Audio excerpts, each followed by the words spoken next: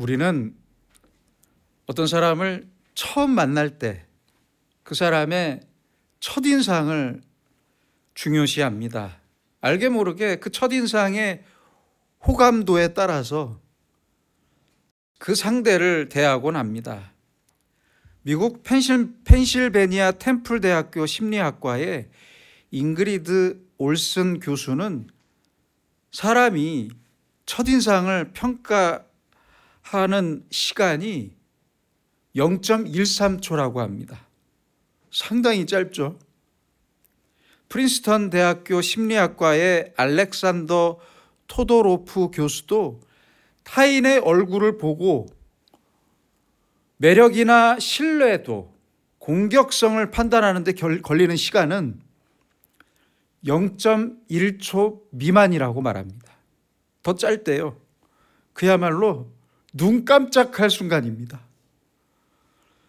여기에 또 재미있는 연구 결과가 있는데요. 프린스턴 대학교의 첫인상 연구에 의하면 한 번 결정된 첫인상을 다시 바꾸는데 몇 시간이 걸릴 것 같습니까?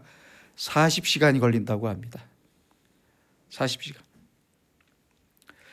이런 점에서 첫인상을 통한 각인 효과는 인간 관계에서 아주 대단히 중요한 것이 사실입니다. 아주 중요합니다. 첫인상 각인에 있어서 시각적인 정보와 더불어 중요한 것은 언어를 통한 정보입니다. 특별히 사투리는 상대방의 출신 지역을 파악하는데 중요한 정보를 제공해 주는데, 특별히 우리나라의 사투리는 표준어보다 더 짧은 말로 강한 인상을 던져줍니다. 예를 들어 볼까요? 표준어인 이 콩깍지는 깐 콩깍지냐 안 깐 콩깍지냐를 충청도 사투리로 말하면 이렇습니다. 깐겨 안 깐겨? 간단하죠? 이야, 냄새 좋은데 오늘 저녁 반찬이 뭐야? 를 경상도 사투리로 말하면요, 밥도!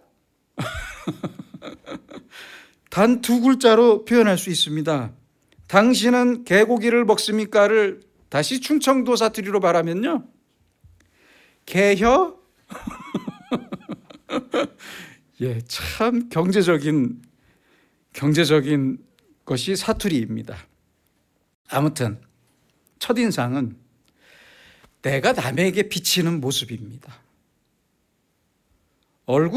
나의 얼굴이나 내가 입은 옷, 내 사투리나 말의 억양, 사용하는 내 말의 언어 등 나의 겉모습을 구성하는 것들이 상대방에게 비치는 모습이 첫인상이 됩니다. 그렇다면 반대로 생각해 봅시다. 반대로 내가 나에게 비치는 모습은 어떤 모습입니까? 그것은 무엇입니까? 그것은 바로 정체성입니다. 이것은 겉모습이 아닙니다. 나의 나됨, 나의 정확한 본질과 실체를 말하는 것입니다. 나는 누구인가? Who am I? 나는 누구인가에 대한 질문에 대답할 수 있어야 합니다. 여러분은 나를 누구라고 정의하고 있습니까? 나는 나를 누구라고 정의해야 합니까? 더 나아가 우리 그리스도인은 누구이며 우리 그리스도인의 정체는 무엇입니까? 보시는 사진은 1879년 설립된 칼라일 인디언 산업학교 학생들의 사진인데요. 이 학교의 교육 목표는 인디언 안에 있던 인디언적인 것을 다 없애고 완전히 새로운 사람으로 다시 태어나게 만드는 것, 이것이었다고 합니다. 인디언의 정체성을 완전히 없애버리겠다는 거예요. 1950년대 미국 인디언 보호구역에서는 마약과 알코올 중독, 지금도 그렇게 많이 나아진 거는 아니라고 합니다. 마약과 알코올 중독, 그리고 폭력 문제가 대단히 심각했습니다. 그 원인을 밝히기 위해 심리학자인 에릭 에릭슨을 중심으로 한 연구팀이 인디언 보호구역에 들어갔습니다. 에릭슨은 그곳에서 이상한 상황에 놓인 인디언 아이들을 발견하게 되는데요. 아이들 학교의 교사는 백인 교사였는데 교사는 아이들에게 인디언 짓을 한다며 꾸짖었습니다. 1950년대예요. 인디언 짓을 한다며 꾸짖었어요. 반면 아이들이 집에 가면 상황은 반대가 됩니다. 이번에는 부모가 아이들이 백인같이 행동한다면서 꾸짖었습니다. 이렇게 아이들은 선생님과 부모님 사이에서 어떻게 해야 할지를 몰라 힘들어했어요. 대단히 힘들었다고 합니다. 학교에서든 집에서든 야단을 맞지 않으려면, 잔소리를 듣지 않으려면, 혼나지 않으려면 끊임없이 자기를 부정해야만 했습니다. 인디언이든 백인이든 어떤 색깔도 드러내지 말아야 했습니다. 참 안타까운 현실이었어요. 그러면서 아이들은 점점 자신감을 잃어갔고 자기 존재를 지워버리고 싶어 했습니다. 자기의 정체성을 완전히 잃어버리고 말았던 거예요. 자기 정체성을 잃어버린 아이들에게 이제 남은 것은 무력감과 좌절감이 남았고 마약과 알코올에 빠지게 되었고 폭력에 의존하게 되었다고 연구 결과는 말해주고 있습니다. 여러분, 자기의 정체성을 잃어버리면 살아야 할 이유도 같이 없어지게 됩니다. 살아갈 이유가 없어지게 되니 이제는 무엇을 위해 살아야 할지도 모르겠고 자기 존재의 이유도 없어집니다. 자기 존재의 목적도 없어집니다. 그야말로 아무 의미 없는 세월의 흐름 속에서 그저 하루하루를 연명하게 됩니다. 자기의 정체성을 모를 뿐만 아니라 자기 자신을 계속 부정하면서 술과 마약에 빠져 연명해야 했던 인디언 보호구역의 젊은이들처럼 오늘날 수많은 그리스도인들이 자기의 정체, 그리스도인의 정체를 모르며 살아가고 있습니다. 몰라요. 참 안타까운 현실입니다. 더 나아가 정확한 자기의 실체를 부정해요. 부정하면서 자기 자신을 아주 대단히 소중한 존재로 착각하며 살아가고 있습니다. 목사나 장로나 집사나 일반 성도들이나 똑같아요. 그래서 무언가를 끊임없이 받기를 원해요. 받기만을 원해요. 소원해요. 받기만 하겠다면서 기도합니다. 매달립니다. 개인적인 욕심을 기도로서 포장합니다. 좋게 포장을 해요. 또한 그 욕심이 자기에게는 당연한 것으로 생각합니다. 어디서부터 잘못된 겁니까? 도대체 이 중대한 착각의 원인은 그 시작은 무엇입니까? 여러분, 잊지 마세요. 우리는 누구입니까? 물어보세요. 우리는 누구입니까? 우리 그리스도인은 대체 누구이며 무엇입니까? 종교개혁자 칼뱅은 말합니다. 하나님에 대한 지식이 없이는 자기 자신에 대한 지식이 있을 수 없다. 아주 간결하게 말합니다. 그렇습니다. 그리스도인은 하나님을 아는 것이 먼저입니다. 그래야 나를 알 수가 있어요. 나의 정체성이 우선이 아니에요. 하나님을 모르면 영원히 나를 알 수가 없습니다. 어떻게 알겠습니까? 하나님을 알고 나서야 나를 알 수 있습니다. 확실하게 알 수 있어요. 하나님을 모르는 사람들은 대단한 것을 깨달은 것처럼 말합니다. 뭐라고 말해요? 인생 무상이라고 말합니다. 천상천하 유아독존이라고 말해요. 이렇게 말하는데 당연히 이렇게 말할 수밖에 없죠. 이해합니다. 하나님이 만드신 이 세상을 하나님 없이 바라보니 그럴 수밖에 없죠. 그래서 하나님을 모르면 이 말처럼 참 인생이 허무한 거예요. 인생의 목적도 허무하고 인생의 목표도 허무한 거예요. 그럴 수밖에 없잖아요. 아무것도 없습니다. 인생이란 것이. 그래서 어떤 사람은 지식이 인생의 목적이 됩니다. 오로지 지식을 인생의 목적으로 삼으면서 공부만 하는 사람들이 있어요. 또 어떤 사람들이 있을까요? 자식이 인생의 목적인 사람들이 많아요. 그렇죠? 오로지 자식의 성공만을 위해 달려갑니다. 그런데 생각해 보세요. 자식이 나보다 일찍 먼저 죽기라도 하면 어떨 겁니까?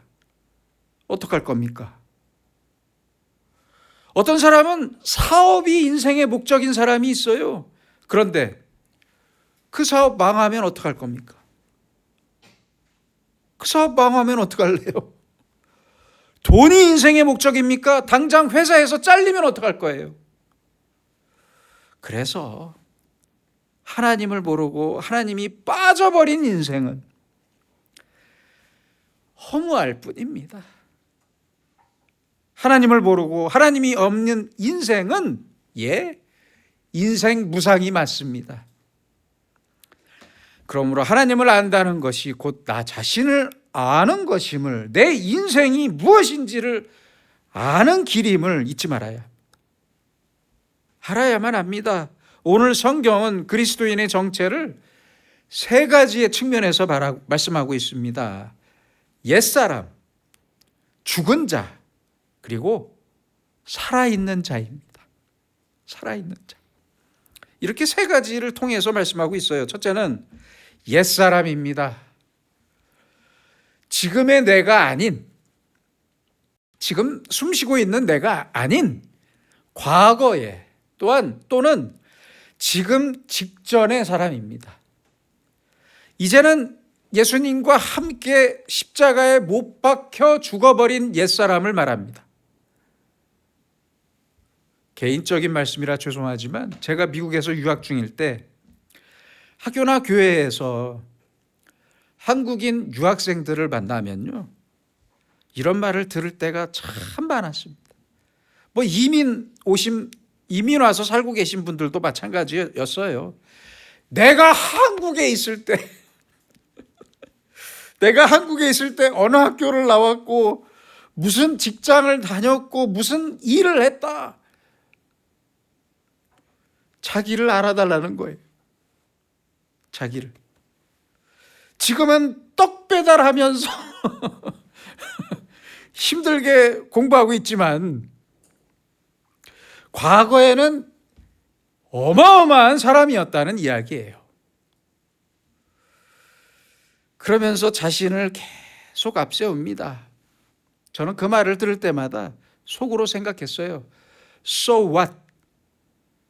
그래서 뭐 어쩌라는 겁니까? 저에게도 물어보더라고요. 한국에 계실 때 뭐 했냐고. 백수입니다 그랬어요. 저는 백수였습니다. 놀다 왔습니다 그랬어요. 솔직하게. 과거를 버리지 못하고 오늘을 사는 것처럼 비참한 일은 없습니다. 그렇잖아요. 바울은 그래서 오늘 말씀 6절에서 말씀합니다. 우리의 옛사람이 예수와 함께 십자가에 못 박혔다. 얼마나 깔끔한 말씀입니까? 너무 멋진 말씀입니다. 그리고 진실한 말씀입니다. 진리의 말씀입니다. 그렇습니다. 우리의 옛사람은 예수님과 함께 이미 못 박아 죽었습니다. 못 박혀 죽었습니다. 깨끗이 죽었습니다. 그러니까 우리도 우리 옛사람을 십자가에 깨끗이 죽여야 합니다. 그리고 잊어야 합니다.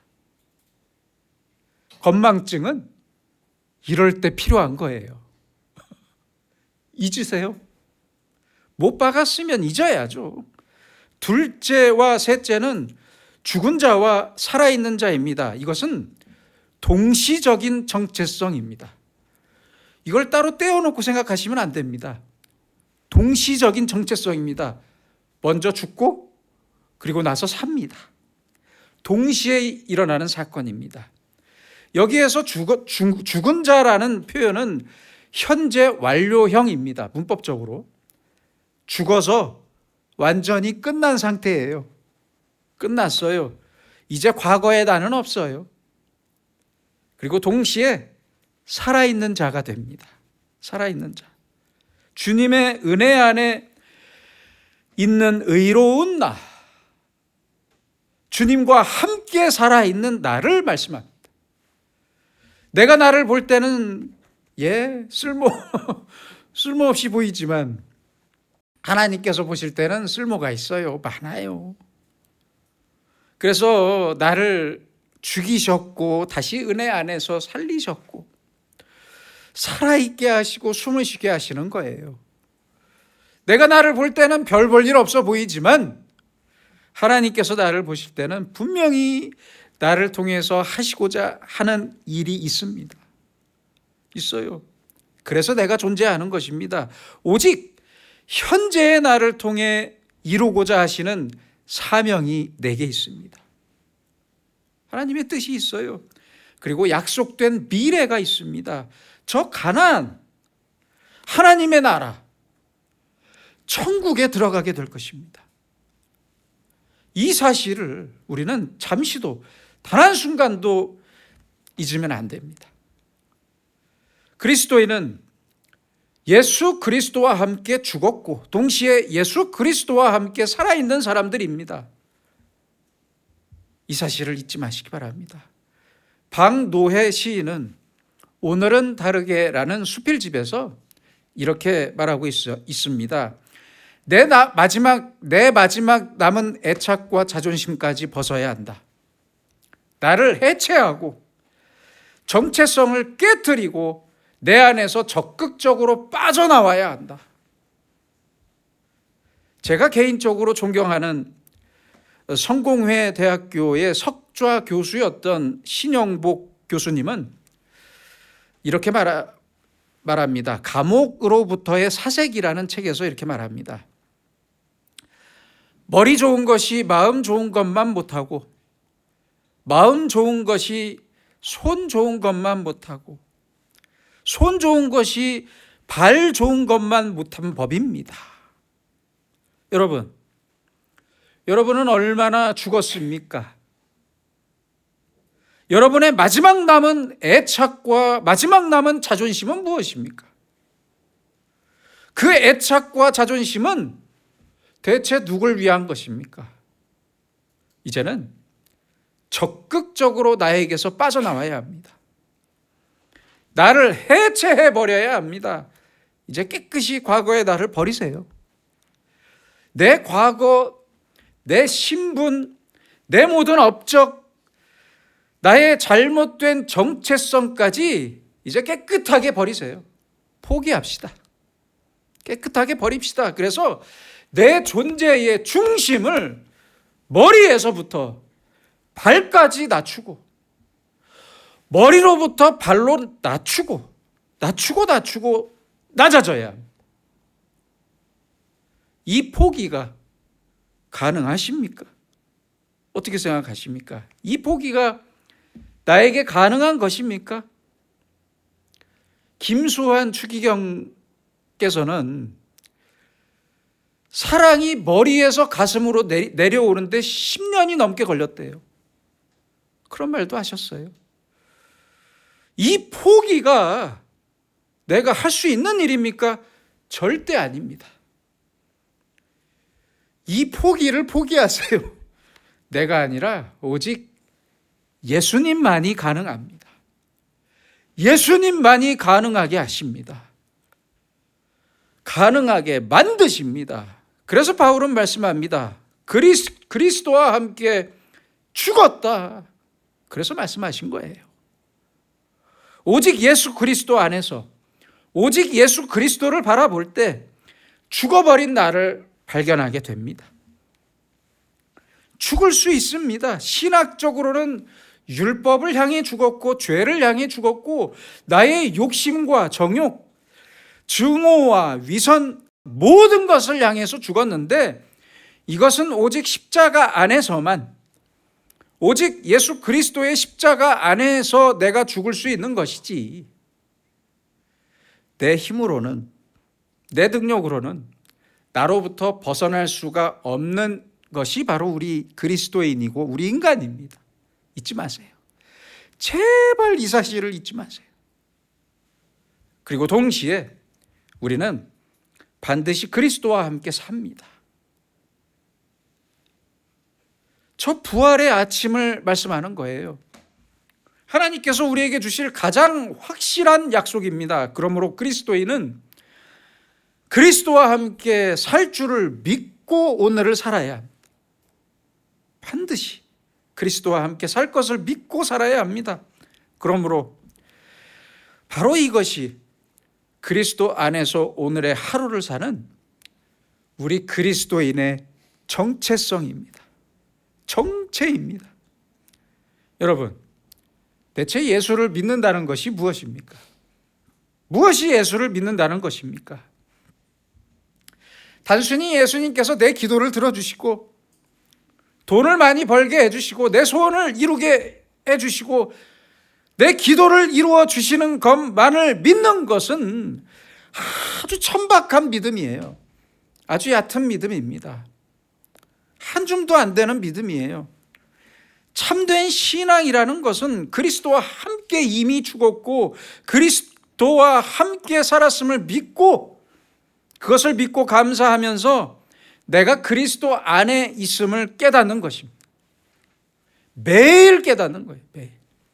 그것이 우리 그리스도인에게 필요한 믿음입니다.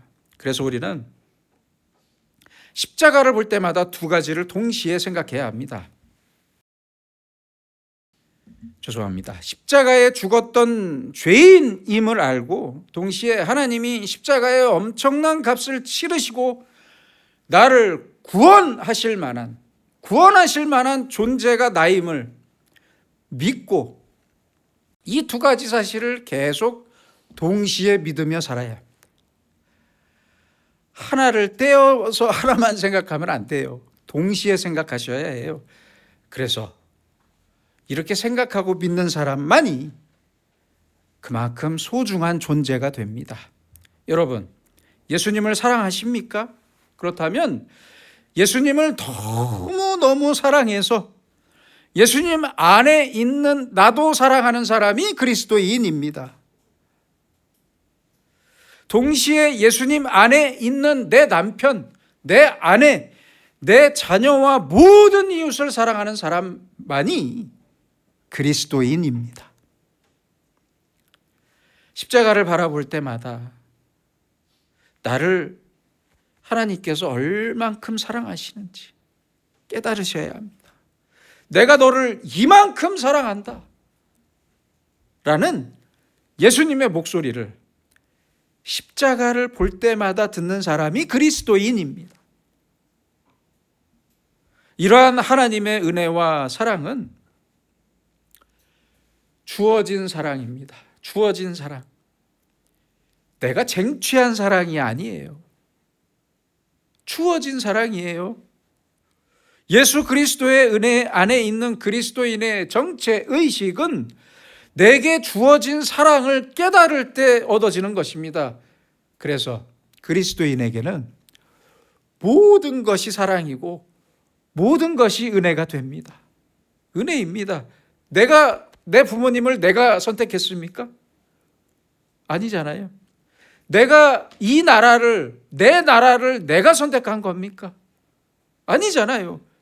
주어진 것입니다. 주어진 것. 내 지식, 내 재능, 내 가족과 내 직업까지도 하나님께서 내게 은혜로 주신 거예요. 그걸 알고 살아야죠. 하나님께서 내게 건강을 주셔서 내가 공부할 수 있는 거예요. 내게 기회를 주셨기 때문에 일할 수 있는 거예요.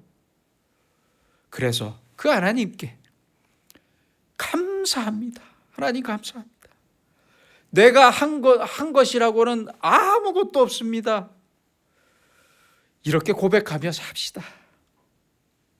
또 하나는 여겨주시는 사랑입니다. 여겨주시는 사랑. 부족한 나를 충성된 사람으로 여겨주시는 거예요. 죄인인 나를 의인처럼 여겨주시는 거예요. 그래서 의인을 만들어주시는 거예요. 그리고 직분을 맡겨주십니다. 돌아보면 모든 것이 주님 안에서만 가능한 것이었습니다. 그렇잖아요. 그래서 오늘의 내가 있었던 거예요. 그래서 사도 바울은 로마서 5장 1절에서 말씀합니다. 우리가 믿음으로 의롭다 하심을 받았다. 받은 거예요. 내가 의로운 사람이 아니라. 내가 의로운 게 아니에요. 내 힘으로 의롭게 될 수 있는 것이 아니라는 사실을 잊지 마세요. 의롭다고 보아주시고 여겨주시는 거예요. 여겨주시는 거예요. 어린아이들은 그렇잖아요. 실수를 해도 이뻐요. 울고 때를 써도 예뻐요. 그렇잖아요. 저도 어렸을 때 예뻤을까요? 노래를 틀리게 불러도 예뻐요. 어린아이들은. 왜요? 사랑하니까 예뻐 보이는 거예요. 그렇잖아요. 우리도 사랑의 눈으로, 사랑하는 마음으로 하나님께서 나를 보아주시니까 우리를 의롭다 하시는 거예요. 허물 많고 부족한 나를 이만큼 사랑하시고 아주 귀하게 보아주시고 귀한 일에 쓰이게 해주시고 사랑해 주시는 거예요. 우리는 바로 이런 하나님의 사랑 안에서만 살아있는 사람들입니다. 그게 그리스도인의 정체성입니다. 사무엘하 9장에 보시면 다윗 왕이 나라를 완전히 평정한 후에 자기의 사랑하는 친구였던 죽은 요나단을 생각했습니다.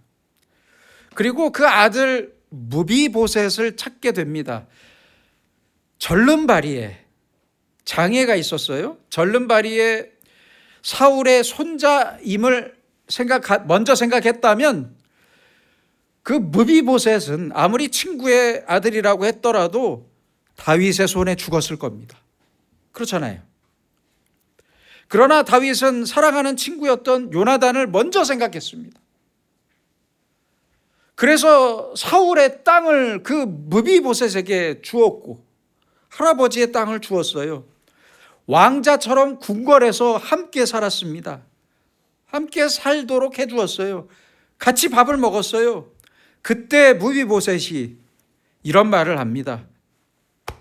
이 종이 무엇이기에 죽은 개 같은 나를 돌아보시나이까. 이 말이 정확히 맞습니다. 아주 옳은 표현이에요. 그러나 오직 자기가 사랑했던 친구인 요나단을 생각했던 다윗은 요나단의 아들을 자기 아들처럼 생각했습니다. 자기 아들로 여겨주었어요. 자기 아들로 보아주었어요. 자기의 아들로 대했습니다. 우리를 향하신 하나님의 사랑도 똑같습니다. 똑같은 거예요.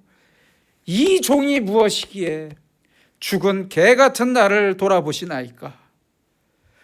바로 이것이 그리스도인의 정체입니다. 단 한순간도 잊지 마세요. 우리의 정체가 이것입니다. 오늘의 우리도 항상 이 무비보셋의 마음으로 감사하고 감격하면서 날마다 겸손하게 살고 우리가 서로 사랑하며 살기를 소원합니다. 기도하겠습니다. 우리를 끝까지 사랑하시는 주님, 주님의 십자가에 나도 함께 죽었음을 믿고 고백하며 감사드립니다. 십자가에서 나의 모든 것을 죽여주심을 감사하고 나를 살려주심도 감사합니다. 죽은 개 같은 나를 돌아보시고 은혜를 주시고 하나님의 아들로 하나님의 딸로 여겨주셔서 오늘을 살게 하시며 내일의 소망을 갖게 하심을 또한 감사드립니다. 이제 오직 주님의 눈으로 내 가족과 내 이웃을 바라보게 하시며 주님의 사랑으로 겸손히 그들을 사랑하며 사는 그리스도인으로 살게 하옵소서. 그래서 언제나 주님의 사랑에 대한 감격으로 우리의 심장이 뛰게 하셔서 변함없이 하나님을 찬양하며 예배를 드리며 이웃을 섬기는 가까운 식구들이 되게 하여 주시옵소서. 예수님의 이름으로 기도드립니다. 아멘.